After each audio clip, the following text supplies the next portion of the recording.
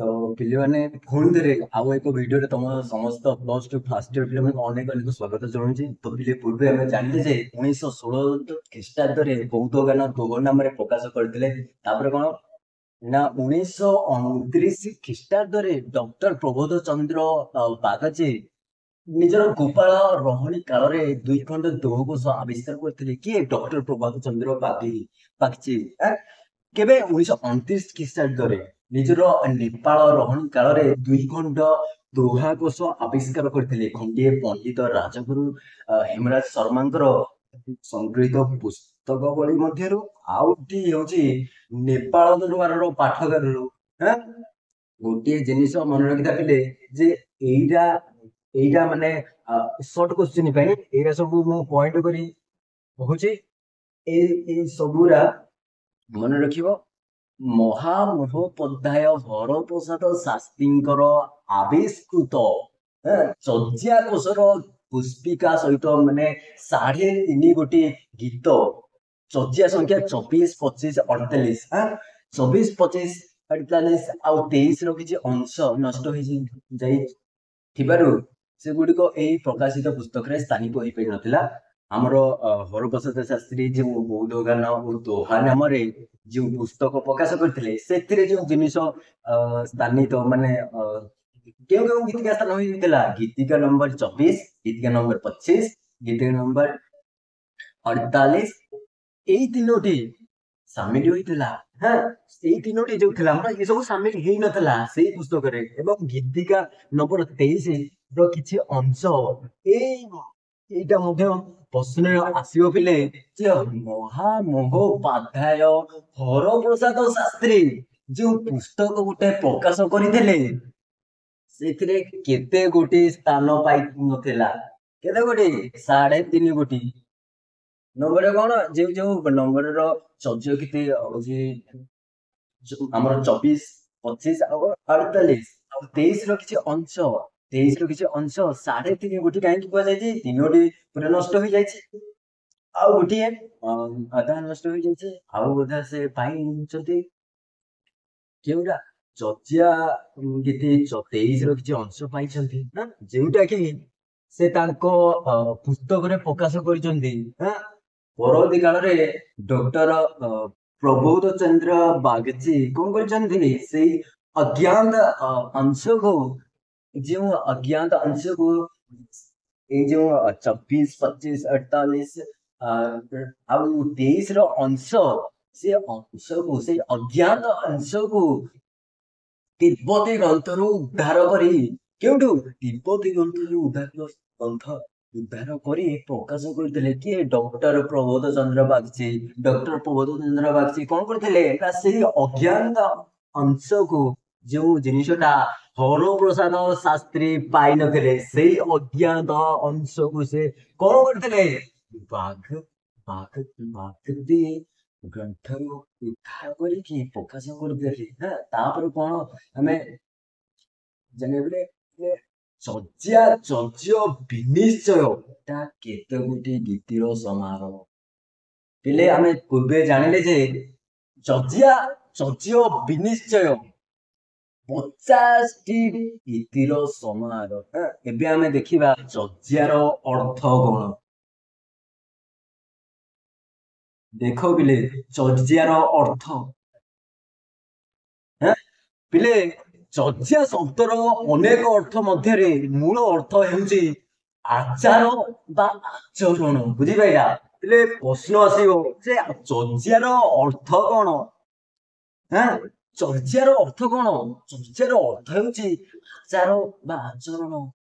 ପାରିଭାଷିକ ଅର୍ଥରେ ମଧ୍ୟ ଚର୍ଯ୍ୟାର ପ୍ରତିଶବ୍ଦ ଆଚରଣ ମାତ୍ର ସାଧାରଣ ଆଚରଣ କହିଲେ ଯାହାକୁ ବୁଝାଏ। ସାଧାରଣ ଆଚରଣ କହିଲେ ଯାହାକୁ ବୁଝାଯାଏ, ଆମେ ଯାହା ବୁଝୁ ଆଚରଣ କହିଲେ ତାହା ସେ ଆଚରଣ ନୁହେଁ, ଏହା ଯୋଗ ସାଧନ ପଦ୍ଧତି ସମ୍ପର୍କିତ ଆଚରଣ। କଣ? ଯୋଗ ସାଧନ ପଦ୍ଧତି ସମ୍ପର୍କିତ ଆଚରଣ ହେଉଛି ଆମର ଚର୍ଯ୍ୟାର ଅର୍ଥ। ମନ ଚର୍ଯ୍ୟା ପାଏ ଗାଇଡ। ଚର୍ଯ୍ୟା ଗୀତିର ଯୋଉଟାକୁ ଆମେ କହୁଛେ ଚର୍ଯ୍ୟା ଗୀତି 2ରେ ଗୋଟେ ଲାଇନ ହେଉଛି କଣ? ଯେ ଅଇ ମନ ଗୁରେଇ ପାଏ ଗାଈର, ଏଇ ଉଦ୍ଧତିରୁ ଜଣାଯାଏ ଯେ ଗୀତି ଗୁଡ଼ିକର ନାମ ହେଉଛି ଚର୍ଚ୍ୟା। ଏଇଟା ମଧ୍ୟ ପ୍ରଶ୍ନରେ ଆସିବ ପିଲେ, ତମ ମାନଙ୍କର କ୍ୱେଶ୍ଚିନ୍ ଯେତେବେଳେ ତମମାନେ ପରୀକ୍ଷାରେ ଏଇଟା ତମ ମାନଙ୍କର ଫାର୍ଷ୍ଟ ସେମିଷ୍ଟାର ଯେତେବେଳେ ଦବ, ତମ ମାନଙ୍କର ଏଇ କ୍ୱେଶ୍ଚିନ୍ ବି ଆସିବ ଯେ କେତେ ନମ୍ବର ଚର୍ଚ୍ୟା ଗୀତରୁ ଜଣାଯାଏ ଯେ ଏଇ ଗୀତି ଗୁଡ଼ିକ ନାମ ଚର୍ଚ୍ୟା ଗୀତର 2ରୁ କଣ ଲାଇନଟା ଅଇ ମନ ଚର୍ଚ୍ୟା କୁକୁରାଇ ପାଏ ଗାଈର, ଏଇଥିରୁ ଜଣାଯାଏ କଣ ଯେ ଏଇ ଗୀତି ଗୁଡିକର ନାମ ହେଉଛି କଣ ଚର୍ଚ୍ୟା। ଏବେ ଆମର ଚର୍ଚ୍ୟାର ଗଠନ ନୀତି ଦେଖିବା। ଦେଖ ପିଲେ, ଏବେ ଆମେ ଦେଖିବା ଯେ ଚର୍ଚ୍ୟାର ଗଠନ ନୀତି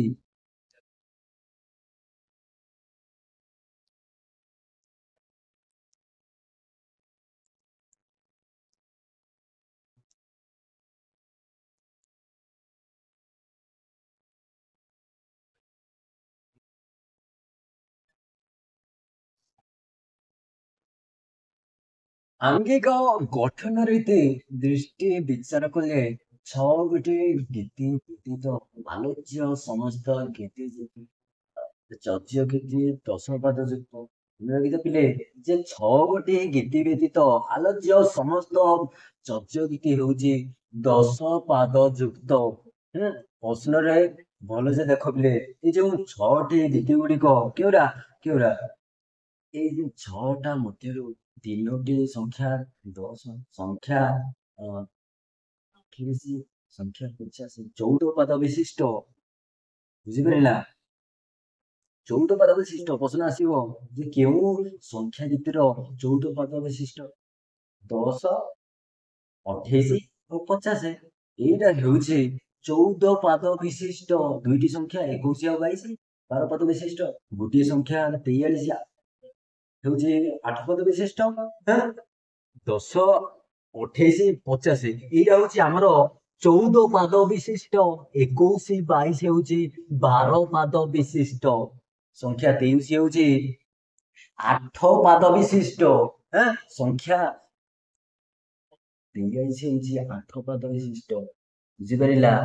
ଏଇ 6ଟିକୁ ଛାଡିଦେଲେ ବାକି ସବୁ ଗୁଡାକ ଚର୍ଚ୍ୟ ଗୀତି ହେଉଛି 10 ପାଦ ଯୁକ୍ତ।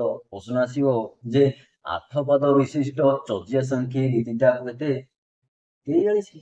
12 ପାଦ ବିଶିଷ୍ଟ କେଉଁରା? 21 ଆଉ 22। 10, 28, 50 ହେଉଛି କଣ 14 ପାଦ ବିଶିଷ୍ଟ। ଆଉ ବାକି ସବୁ ଗୁଡାକ ଏଇଟା 6ଟା ଛାଡିଦେଲେ ଆଉ ବାକି ସବୁ ଯେତିକି ଆମର ଅଛି ଚର୍ଚ୍ୟା ଗୀତି 10 ପାଦ ଯୁକ୍ତ। ଗୀତି ଗୁଡିକର ଦ୍ୱିତୀୟ ପଦଟି ଧ୍ରୁବ ଯୁକ୍ତ ହୋଇଥିବାରୁ ଏଇ ପଦକୁ ମହତ୍ୱପୂର୍ଣ୍ଣ। ଏଇଟାକୁ ମଧ୍ୟ ମନେ ରଖି ରଖିଲେ ତମ ମାନଙ୍କର ସର୍ଟ କ୍ୱେଶ୍ଚିନ୍ ଆସିବ ଯେ ଗୀତି ଗୁଡିକର ଦ୍ୱିତୀୟ ପଦଟି କଣ ହେଇଥିବାରୁ ଧ୍ରୁବ ପଦ ହୋଇଥିବାରୁ ଏଇ ପଦଟି ଖୁବ ମହତ୍ୱପୂର୍ଣ୍ଣ। ପ୍ରତ୍ୟେକ ପଦ ଶେଷରେ ଏହାର ପୁନରାବୃତ୍ତି ହୋଇଥାଏ।